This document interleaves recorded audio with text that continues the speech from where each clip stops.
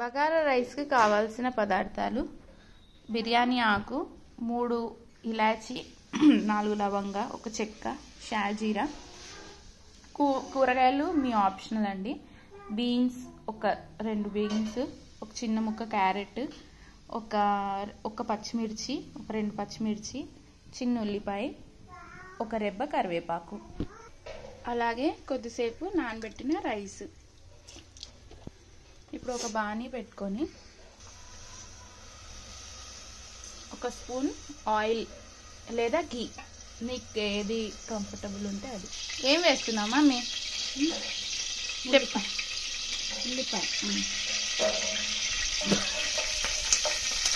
లవంగ, ఇలాచి, చెక్క, లవంగాలు, ఆకు, కొంచెం అంటే షాజీరా. షాజీరా హెల్త్కి మంచిది, ఎక్కువ వేసుకోవాలి. ఎలా మంచిదో చెప్పగలుగుతారా? క్యారెట్, బీన్స్ ముక్కలు, క్యారెట్ ముక్కలు ఒకసారి మిక్స్. తర్వాత మిగిలి ఉన్న పచ్చిమిర్చి మళ్ళీ మిక్స్. మమ్మీ అల్లం వెల్లుల్లి పేస్ట్ వేసుకో. సాల్ట్. ఓకే, అంతే వేసింది మా మమ్మీ. అన్నంలో కూడా అంతే వేస్తుందండి. అల్లం వెల్లుల్లి పేస్ట్ అంటే పానం వేసేట. కూరలు ఎంత వేసుకున్నదో అంతే అమౌంట్ అన్నంలో. తెలంగాణ వాళ్ళం అంటారా బాబు. 3 నీళ్ళు, 2 గ్లాసుల రైస్ కి 3 గ్లాసెస్ ఆఫ్ వాటరా?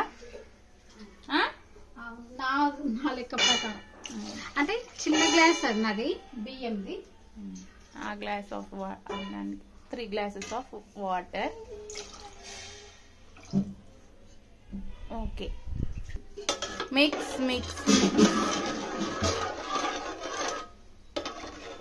మమ్మీ మళ్ళీ ఇంకా కొన్ని ఎందుకు వస్తున్నావు? మమ్మీ నువ్వే చెప్పినవా 3 గ్లాసెస్ ఆఫ్ వాటర్ అని, మళ్ళీ ఎందుకు వచ్చినావు? ఏం కాదు, మెత్తగా అయితే కాదు. ఇప్పుడు కొంచెం దీన్ని స్మెల్ మాత్రం చాలా బాగుంది. తెరలకు అయిపోయిందండి. ఇప్పుడు ఏం చేయాలి మమ్మీ? బియ్యం ఈ బియ్యంలో ఉన్న వాటర్ తీసేసి ఇప్పుడు ఏం చేయాలి?